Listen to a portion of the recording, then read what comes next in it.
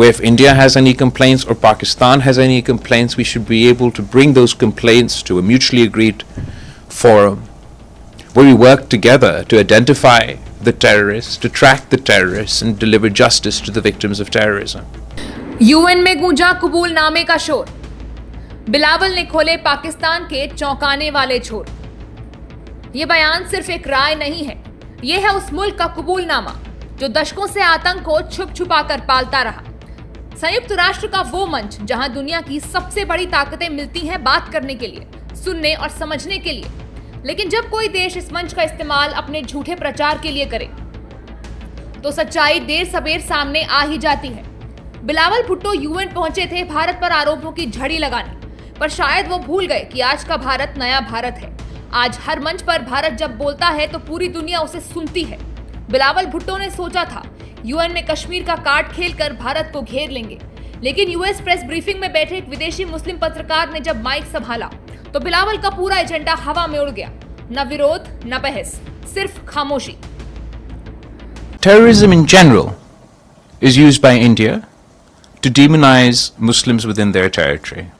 This, I'm not specifically limiting it to this attack, but the Indian political environment is such that the word terrorist is used as a wolf whistle to either whip up sentiment against Muslim minorities within the Indian mainland, to demonize, to paint all Kashmiris within Kashmir who are opposed to the policies of the Indian government not as legitimate voices of opposition, not as a form of resistance, but they demonize everyone as terrorists. दरअसल बिलावल भुट्टो को भी पाकिस्तान ने भारत की नकल करते हुए America में अपना नैरेटिव फैलाने के लिए भेजा है, लेकिन पाकिस्तान ये भूल गया कि नैरेटिव भी वहां फैलता है जहां सोच और इरादा साफ होते हैं। बिलावल भुट्टो जब यूएन के पत्रकारों के सामने भारत के ऑपरेशन सिंदूर का जिक्र कर रहे थे और दावा कर रहे थे कि 22 अप्रैल को पहलगाम आतंकी हमले के बाद भारत में मुसलमानों को शैतान बनाया जा रहा है, उस दौरान बिलावल का भाषण खत्म होते ही एक ऐसा क्षण आया जिसने पाकिस्तान का पूरा नैरेटिव पलट के रख दिया।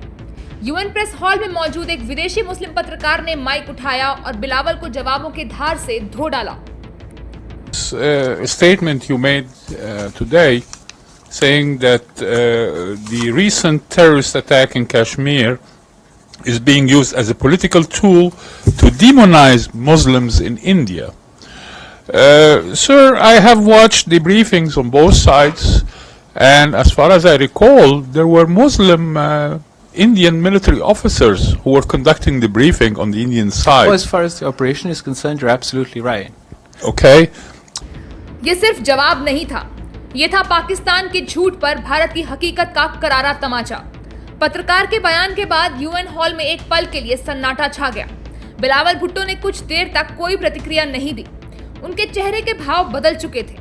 कुछ क्षणों बाद उन्होंने सिर्फ इतना कहा कि मैं इस बात को नकार नहीं सकता कि भारत में मुस्लिम अधिकारी उच्च पदों पर हैं, जिससे यह साफ हो गया है कि पाकिस्तानी राजनेताओं को अंतर्राष्ट्रीय मंचों पर मुंह पर खाने की आदत सी हो गई है। आए दिन वो ऐसे मंचों पर भारत के खिलाफ नए और बेबुनियाद प्रोपेगेंडा लेकर जाते हैं और मकसद के उलट खुद की ही भारी बेइज्जती कराकर लौट आते हैं। जहां पाकिस्तान झूठे प्रोपेगेंडा के सहारे भारत को बदनाम करने निकला था, वहीं सच्चाई के एक बयान ने उसकी सारी तैयारियों पर पानी फेर दिया।